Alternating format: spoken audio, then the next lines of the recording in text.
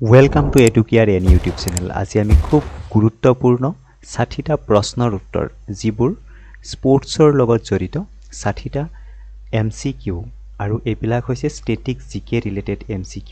গতিকে আমি পোনে পোনে প্ৰশ্নসমূহৰ উত্তৰসমূহ কৈ দিম। আপোনালোকে পোনে পোনে প্ৰশ্নৰ উত্তৰকেইটা মনত ৰাখিবলৈ চেষ্টা কৰিলেই হ'ব, যিহেতু ষ্টেটিক জিকে হয়। গতিকে স্পৰ্টছে খুব গুৰুত্বপূৰ্ণ ৰোল প্লে কৰে যিকোনো পৰীক্ষাত। পোনে পোনে আহিছোঁ প্ৰশ্নসমূহৰ মাজলৈ। প্ৰথম প্ৰশ্নটি আছে, when Hima was won Arjun award. যে হিমা দাসে কিমান চনত অৰ্জুন এৱাৰ্ড পাইছিলে? Answer is 2018। Next, headquarter of Assam football association, Asom football এছ'চিয়েশ্যনৰ হেডকোৱাৰ্টাৰ ক'ত? সেয়া হৈছে RG Barua sports complex, Guwahati. এতিয়া অপশ্যন যদি আমাৰ MCQ মাল্টিপল চইচ কুৱেশ্যন হয়, কেইবাটাও একেলগে অপশ্যন দিব, 4টা অপশ্যন দিব। তাত গুৱাহাটী বুলিও থাকিব পাৰে অকল, বা RG বৰুৱা স্পৰ্টছ কমপ্লেক্স, অকল এই নামটো থাকিব পাৰে। গতিকে দুইটা নামেই মনত ৰাখি থ'ব। Next, when Lovlina Borgohain won Arjun award. কিমান চনত লাভলীনা বৰগোহাঁয়ে অৰ্জুন এৱাৰ্ড পাইছিলে? 2020। Next, Assamese player who has won the national badminton championship 3 times. National badminton championship 3বাৰকৈ পোৱা অসমৰ খেলুৱৈ কোনগৰাকী আছিল? Dipankar Bhattacharya. Next, whose birthday is celebrated as অভিৰুচি স্পৰ্টছ ডে। আমি কেইবাবাৰো এটা আলোচনা কৰিছোঁ। Answer is Bhogeswar Barua. Next, which player is appointed to the post of DSP by the Assam government. যে অসম চৰকাৰে পোনে পোনে DSP পদবীত কোনগৰাকী প্লেয়াৰক নমিনেট কৰিছিল বা এপইণ্ট কৰিছিল? তেওঁ হৈছে Lovlina Borgohain.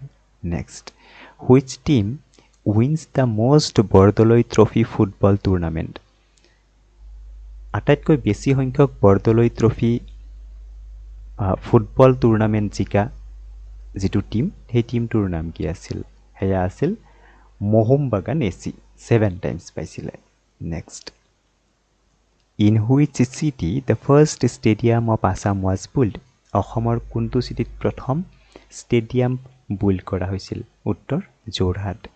Next, when Monalisa Baruah Mehta won Arjun award. কিমান চনত পাইছিলে? আমি জানো মনালিছা বৰুৱা মেহতা প্ৰথম মহিলা, অসমীয়া মহিলা হয় এইটো বঁটা পোৱা। চনটো হৈছে 1987। Next, for which game Bhogeswar Baruah won gold medal in 1966। কোনটো খেল আছিল য'ত গোল্ড মেডেল পাইছিল ভোগেশ্বৰ বৰুৱা? সেয়া হৈছে running competition 800 metre. Next, in which place third Khelo India youth games was held. Third Khelo India youth games অনুষ্ঠিত কৰা হৈছিল গুৱাহাটীত। উত্তৰ Guwahati. Next, what was the 33rd national sports mascot held in Guwahati. যিটো মেস্কট আছিল, সেই মেস্কটটো কি বুলি কৈছে? সেয়া হৈছে ৰংমন বেবী ৰাইনো। এয়া হৈছে বেবী ৰাইনো কি বুলি আছে? ৰংমন। এয়া হৈছে ৰংমন, ৰাইট? এনেকুৱা এটা ছবি নিশ্চয় দেখিছে। Next question, between which teams the first one day international matches held in Guwahati. সেয়া কোনটো খেল আছিল? India versus West Indies in 1983 7 December. 17 ডিচেম্বৰৰ 1983 চনত ইণ্ডিয়া আৰু ৱেষ্ট ইণ্ডিজৰ মাজত ওৱান-ডে ইণ্টাৰনেশ্যনেল হৈছিল। Next, when did the first international cricket matches played in Assam? Answer is 1983। তো এই দুইটা প্ৰশ্ন 13 and 14 দুইটাৰ যিটো চন সেইটো একেটাই আছে। গতিকে ইয়াত আমি অকল চনটো নহয়, লগত মাহটো, মাহ আৰু তাৰিখ, এই দুইটা মনত ৰাখি থ'বা। Next, which one is the first cricket team defeated by Assam in Ranji trophy matches. কোনটো টিমক ডিফিট কৰিছিলে answer is Orissa next which team won the first ever Bordoloi trophy প্ৰথম বৰদলৈ ট্ৰফি পোৱা টিমটো কি আছিলে railway sports club when Jayanta Talukdar আৰ্চাৰীত ওন অৰ্জুন এৱাৰ্ড কিমান চনত জয়ন্ত তালুকদাৰে পাইছিল 2006 next how many medals did Assam win in 33rd national game অসমে পাইছিল 148 next question Ahotguri is famous for which sports Ahotguri famous হৈছে বাফেলো ফাইটৰ কাৰণে answer is buffalo fight next who is the first Assamese women to win an international gold medal in sports এইটো আমি নাম পাইছোঁ অংকুচিতা বড়ো আছিল প্ৰথম অসমীয়া মহিলা যোনে ইণ্টাৰনেশ্যনেল গ'ল্ড মেডেল পাইছিলে next In which category did Lovelina Borgohain win the bronze medal at the Tokyo Olympics? Answer is yes, welterweight. Next, which team won the Bordoloi Trophy for 4 consecutive years? একেৰাহে 4টা বছৰ পোৱা টিমটো Bordoloi trophy জিকা টিমটো আছিলে মোহন বাগান AC. Next, in which year the National Games of India was held in Assam? গতিকে নেশ্যনেল গেমছ অফ ইণ্ডিয়া অসমৰ ৰাষ্ট্ৰীয় খেল কি কমেণ্টত জনাব লাগে আৰু সেই খেলখন অসমত অনুষ্ঠিত হৈছিলে 2007 চনত 2007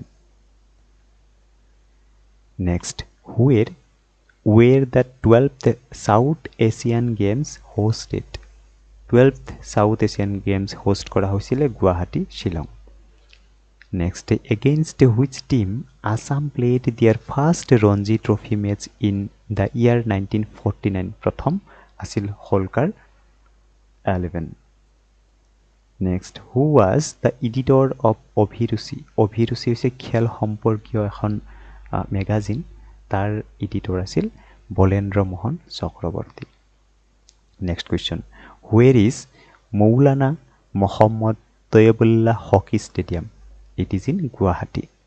Next, in which year Bordoloi Trophy was first started? Bordoloi Trophy first started in 1952.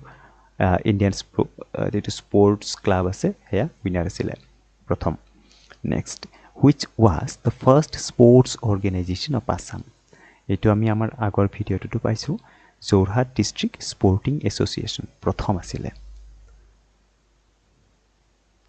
Where was the 2021 Khelo India Youth Camp hosted? It is in Assam, Guwahati. What is the nickname of Hima Das? Hima Das's nickname is Thing Express. Who is the first player from Assam to participate in Olympic Games? তেওঁ আছিলে দীপাংকৰ ভট্টাচাৰ্য দেখিছেনে একেটা প্ৰশ্ন একেগৰাকী ব্যক্তি প্ৰশ্নসমূহ বিভিন্ন ধৰণে আছে গতিকে খুব মনোযোগ দি সমূহ চাই যাব লাগিব next which is the winning team of Bordoloi trophy 2021 হেয়া আছিল SF sports club Assam state electricity board full ফৰ্মটো next who is the first Assamese tennis player to participate in the Asian game কোন আছিলে Bidyut Kumar Goswami next who is the first Assamese to win a gold medal in the archery world কাপত gold medal পোৱা অসমীয়া মহিলা জয়ন্তা তালুকদাৰ সৰি মহিলা নহয় day first SMS বলতে কৈ কোৱা হৈ গ'ল next when Shiva Thapa is in boxing on Arjun Award Shiva Thapa Arjun Award লাভ কৰিছিল 2016ত এইবিলাক সন খুব ইম্পৰ্টেন্ট হয় দেই মনত ৰাখি থব লাগিব next Nurul Amin Stadium is located in which district of Assam? It is in Nagaon. Next, Major Dhyan Chand birthday celebrated as National Sports Day in India on 29th of August. মনত ৰাখি থব খুব important major ধ্যান চন্দৰ বাৰ্থডেটো celebrate কৰা হয় national sports day হিচাপে প্ৰতি বছৰ 29 আগষ্ট তাৰিখে নেক্সট দ্য অফিৰচি sports day celebrated on which day আমি জানো যে ভোগেশ্বৰ বৰুৱাৰ জন্মদিনটো অফিৰচি স্পোৰ্টস ডে হিচাপে পালন কৰা হয় আৰু সেই সনটো হৈছে 3rd September every year next In which year Assam Football Association was established? It is in 1946. Next, what games is the Bordoloi Trophy associated with in Assam? It is football. Where is Sri Sri Aniruddhadev Khel University is in Assam? গুরুত্বপূর্ণ অনিরুদ্ধদেব খেল university আছে ডিব্রুগড়ত next where is Satindramohan Dev stadium in Assam it is in Silchar এই সম্পৰ্কে মই পিছত আৰু ব্যক্তি বিশেষ সম্পৰ্কে মই পিছত আলোচনা কৰিম in which year Bhogeswar Baruah won gold medal as the first Assamese it was in 1966 Mahavir Lasit Award is associated with which field? It is in sports. 46. Where the first Ranji Trophy match held in Assam? It was in Jorhat. Ankushita Boro won gold medal in boxing in which kg category at the AIBA Youth Women's World Boxing Championship. She won the medal at 64 kg. 64 kg. Next, who was the first Assamese woman to receive Arjun Award? কোন আছিল প্ৰথম মহিলা Monalisa Baruah Next, in which year did Tarun Saikia climb Mount Everest? Tarun শইকীয়াই Mount Everest climb কৰিছিলে 18 মে 2013 চনৰ 18 মে 18 মে 2013 Next, who is the first sports ambassador of Assam? অসমৰ প্ৰথম গৰাকী স্পৰ্টছৰ ambassador Hima Das Who is the brand ambassador of Kamrup Metropolitan District? Ankushita Boro Next, which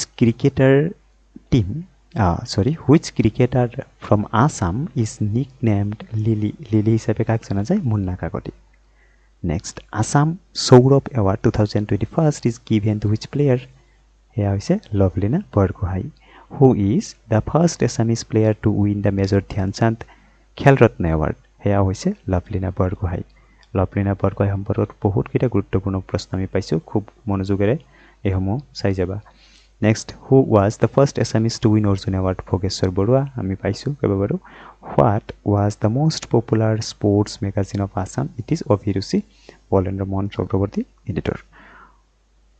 Right. Was the first Assamese to win Tupalu. Next, who is the first Assamese to become the president of the Indian Football Federation? Answer is Nurul Amin. Who was the first Assamese to take 100 wicket in Ranji Trophy? 100 wicket লোৱা আছিল Ghatak Anup Ghatak. And the last one is in which sports did Lovelina Borgohai win the Major Dhyan Chand Khel Ratna Award in 2021? It was in boxing. এনেদৰে আমি খুব গুৰুত্বপূৰ্ণ প্ৰশ্নসমূহ সামৰিছো আজিলৈ ধন্যবাদ